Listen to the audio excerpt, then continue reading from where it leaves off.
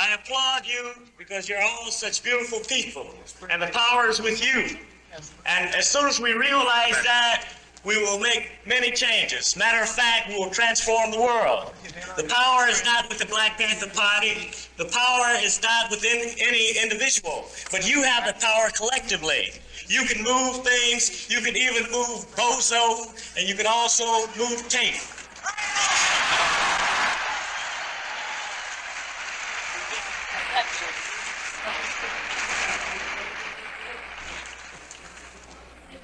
Today is the occasion for the plenary session leading up to our Constitutional Convention. This will be the first People's Revolutionary Constitutional Convention ever held in this country. We do not recognize the one in 1777 because we know that it did not represent us, it did not represent the people, but it only represented a small ruling circle even at that time. We look for refuge in the law. We look for refuge in the Constitution, but we find none. We find none because we realize that constitutions have no force. We realize that laws do not shoot bullets. People do. We want control of that power that is able to hurt us, and it's surely not on paper. That power is entrenched in the ownership of the land and the institutions thereon. What we want to do here tonight is to start to establish an institution through which we can express our revolutionary spirit. At this time, there's none. We can't find it in electoral politics. We can't find it in any arena that's been developed by the reactionary racist ruling circle. So I shall read to you the preamble to our Constitution, starting out with the declaration that you're all very familiar with. When in the course of human events, it becomes necessary for one people to dissolve the political bands which have connected them with another, and to assume among the powers of the earth the separate and equal station to which the laws of nature and nature's God entitle them. A decent respect to the opinions of mankind requires that they should declare the causes which impel them to the separation. We hold these truths to be self-evident, that all men are created equal, that they're endowed by their Creator with certain inalienable rights, that among these rights are life, liberty, and the pursuit of happiness, that to secure these rights, governments are instituted among men, deriving their just powers from the consent of the governed, that whenever any form of government becomes obstructed to these ends, then it is the right of the people to alter or abolish, to alter and abolish it, and to institute new government, laying its foundation on such principles and organizing its powers in such form as to them should seem most likely to effect their safety and happiness.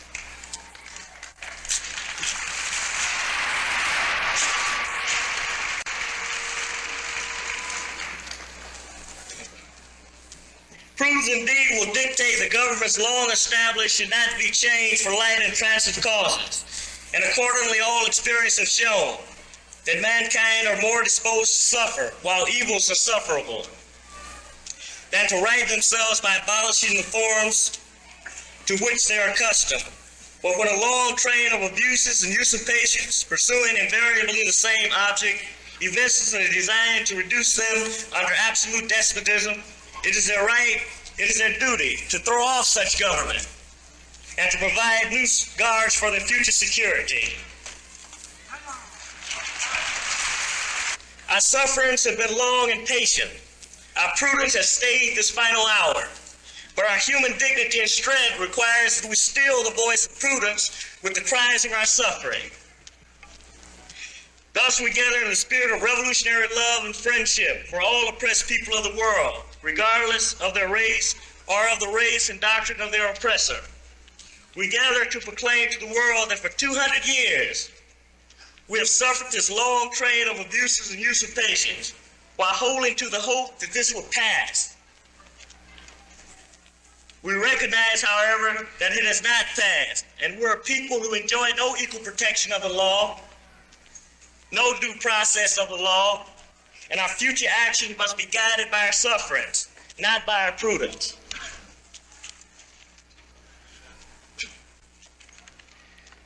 Two centuries ago, when the United States was a new nation, conceived in liberty and dedicated to life, liberty, and the pursuit of happiness, the conditions prevailed in the nation, and the assumption on which its foundation were built was such that they ensured that the United States would come to its maturity under circumstances which mean that for a substantial proportion of citizens, life is nothing more than a living death.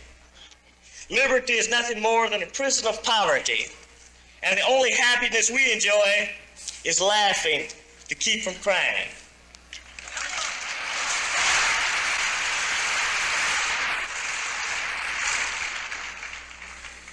The United States of America was born at a time when the nation covered relatively little land, a narrow strip of political division on the eastern seaboard.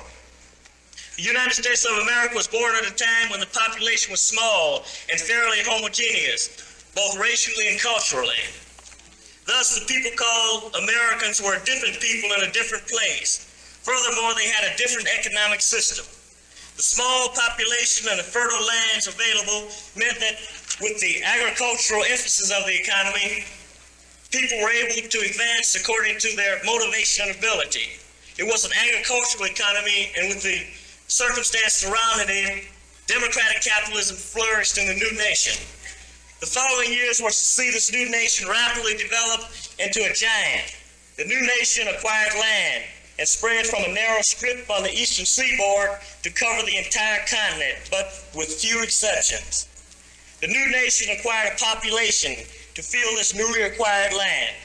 The population was drawn from the continents of Africa, Asia, Europe, and South America.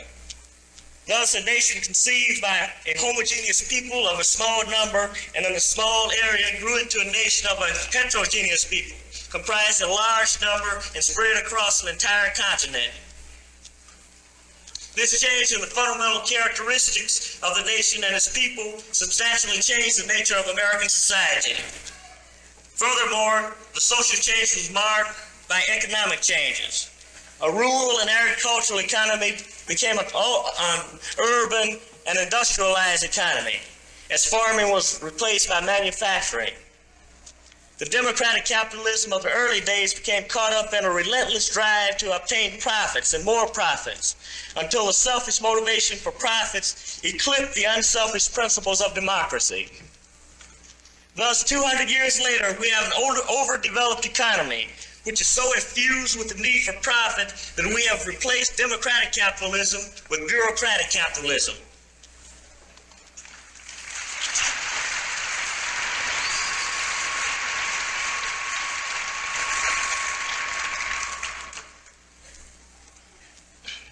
The free opportunity of all men to pursue their economic ends have been replaced by constraints placed upon Americans by large corporations which control and direct our economy. They have sought to increase their profits at the expense of the people, and particularly at the expense of racial and ethnic minorities. The history of the United States, as distinguished from the promise of the idea of the United States, leads us to the conclusion that our suffering is basic to the functioning of the government of the United States. We see this when we know that basic contradictions found in the history of this nation, the government, the social conditions, and the legal documents which brought freedom from oppression, which brought human dignity and human rights to one portion of our people, of this nation, have entirely opposite consequences for another portion of the people. While the majority group achieved their basic human rights, the minority achieved alienation of the lands of their fathers and slavery. The evidence from this is clear and incontrovertible. We find evidence for majority freedom and minority oppression in the fact that the expansion of the United States government and the acquisition of land was at the unjust expense of the American Indians, the original possessors of the land and still its legitimate heirs.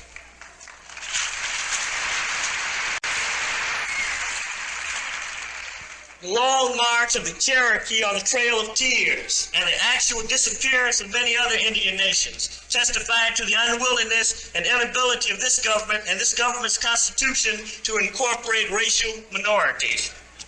We find evidence for majority freedom and minority oppression in the fact that even while the early settlers were proclaiming their freedom, they were deliberately and systematically depriving Africans of their freedom. These basic contradictions were further aggravated by acts which implicitly admitted that the majority was wrong, but unwilling to do right. Thus, when the Declaration of Independence was drafted, the Founding Fathers struck all mentions of the slave trades. Thus, when the United States Constitution was drafted, the Founding Fathers considered the slaves as equivalent to 3/5 of the man. Thus, when the slaves were emancipated, the descendants of the Founding Fathers compromised that freedom to gain further territory. These compromises were so basic to the thinking of the forebears that legal attempts to correct the contradictions through constitutional amendments and civil rights laws have produced no change in our conditions, and we are still a people without equal protection and due process of the law.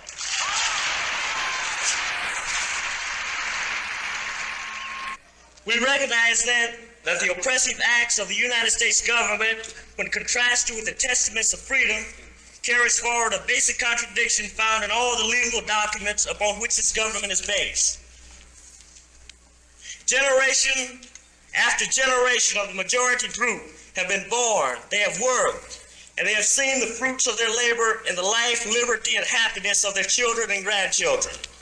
Generation after generation of black people in America have been born, they have worked, and they have seen the fruits of their labors in the life, liberty, and happiness of the children and grandchildren of the oppressor. While their own descendants wallow in the mire of poverty and deprivation, holding only to the hope of change in the future.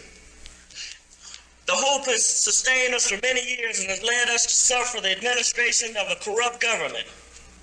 At the dawn of the 20th century, this hope led us to formulate a civil rights movement, in the belief that the government would eventually fulfill its promise to black people. We did not recognize, however, that any attempts to complete the promise of the 18th century revolution in the framework of a 20th century government, economy, and society was doomed to failure. The descendants of that small company of original settlers of this land are not among the common people of today. They have become a small ruling class in control of a worldwide economic system. The Constitution set up by their ancestors to serve the people no longer serves the people, for the people have changed. The people of the 18th century have become the ruling circle of the 20th century, and the people of the 20th century are the descendants of the slaves and the dispossessed of the 18th century.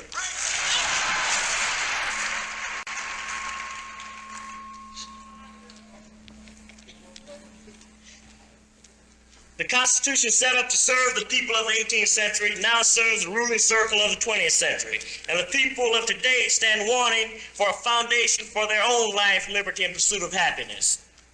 The Civil Rights Movement has not produced this foundation, and it cannot produce this foundation because of the nature of the United States society and economy. The vision of the Civil Rights Movement is to achieve goals which have been altered by 200 years of change.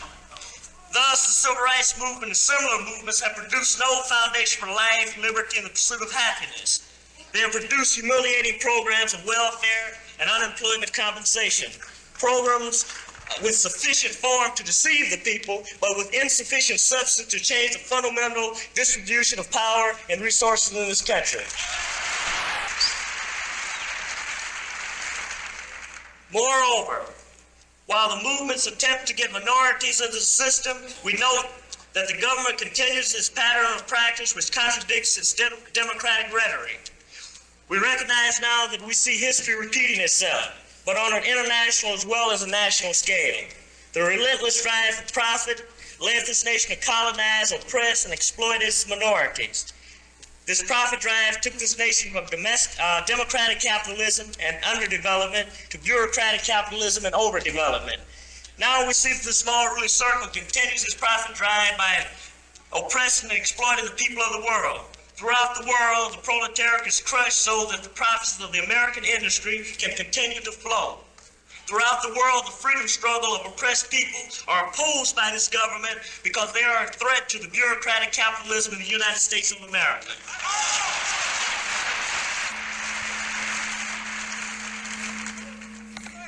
We gather here to let it be known at home and abroad that a nation conceived in liberty and dedicated to life, liberty, and the pursuit of happiness has in its maturity become an imperialistic power dedicated to death, oppression, and the pursuit of profits.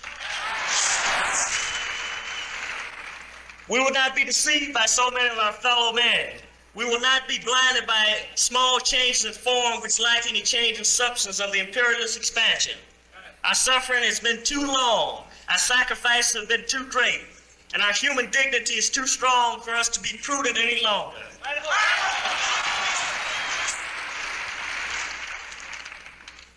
The Black Panther Party calls for freedom and power to determine our destiny. The Black Panther Party calls for full employment for all our people. The Black Panther Party calls for an end to the capitalistic exploitation of our community. The Black Panther Party calls for decent housing for all people. The Black Panther Party calls for an educational system that will tell us the true facts about this decadent society. The Black Panther Party calls for exemption from military service. The Black Panther Party calls for an end to police brutality.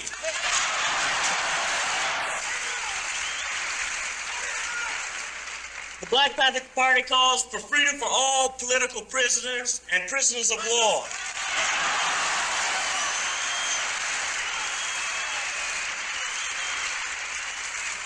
The Black Panther Party calls for trials by members of our peer when we're brought to the court, and justice. The Black Panther Party calls for a United Nations plebiscite to determine the will of black people as to their national destiny. Black people and oppressed people in general have lost faith in leaders of America, in the government of America, and the very structure of the American government, that is the Constitution, its legal foundation. This loss of faith is based upon the overwhelming evidence that this government will not live according to the Constitution because the Constitution is not designed for its people. For this reason, we assembled a constitutional convention to consider rational and positive alternatives. Alternatives which will place their emphasis on the common man. Alternatives which will bring about a new economic system in which the rewards as well as the work will be equally shared by all people, a socialist framework. Alternatives which will guarantee that within the socialist framework, all groups will be adequately represented in decision-making and administration which affect their lives. Alternatives which will guarantee that all men will attain their full manhood rights, that they will be able to live, be free, and seek out those goals which will give them respect and dignity, while permitting the same privileges for every other man, regardless of his condition or status. The sacredness of man and of the human spirit requires that human dignity and integrity ought to always be respected by every other man. We will settle for nothing less, for at this point in history, anything less is but a living death.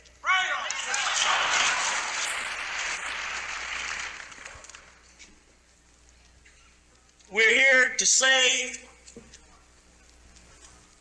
to this government of the United States that we will be free. And we're here to ordain a new constitution which will ensure our freedom by enshrining the dignity of the human spirit.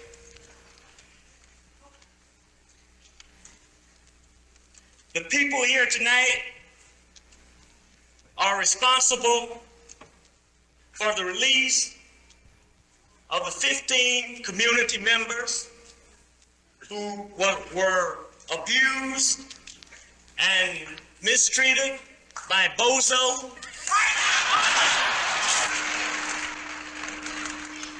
And we should say, when any one of you is abused, then we should consider it an abuse of all of us.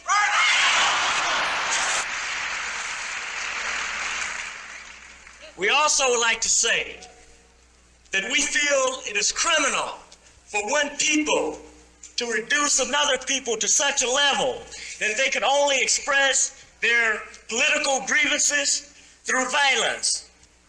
We say that the man who stripped us of our community and of our institutions and of our family relationships, the man who stripped us of our human dignity by slavery, he is a man who is responsible for the violence.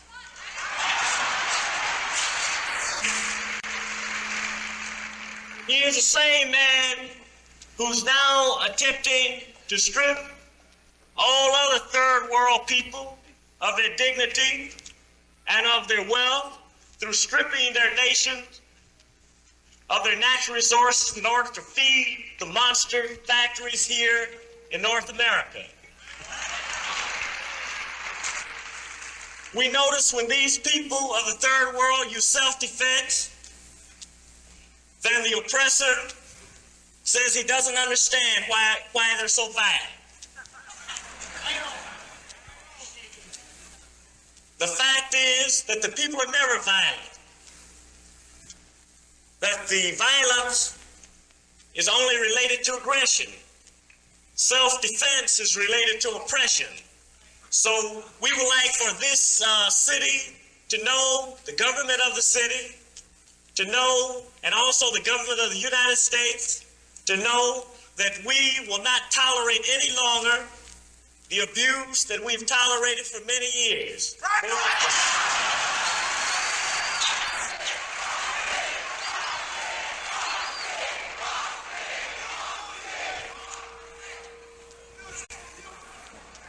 It is a fact that we will get change. We will transform the society. It is up to the oppressor to decide whether this will be a peaceful thing or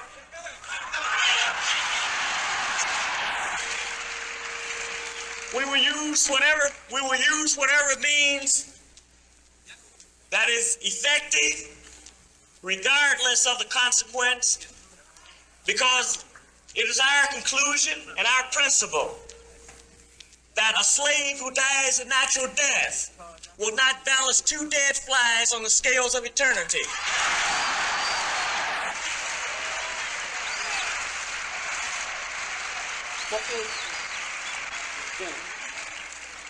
We will have our manhood even if we have to level the face of the earth in an attempt to get it. So I would like to say that we're one tonight. Let us be one in the future. Power to all of the people.